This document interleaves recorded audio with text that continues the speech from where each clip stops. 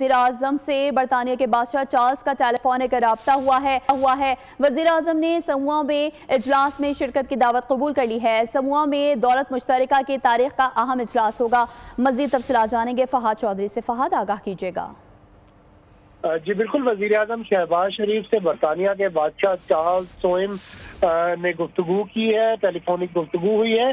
Shah Charles ने वज़ीर-ए-आज़म को अक्टूबर में समूआ में मुनक्किद होने वाले दौलत मुश्तरका के हुकूमती सरबराहान इजलास में शिरकत की दावत दी, जो कि वज़ीर-ए-आज़म ने कबूल कर ली और कहा कि समूआ में दौलत मुश्तरका की तारीख का एक अहम इजलास होगा।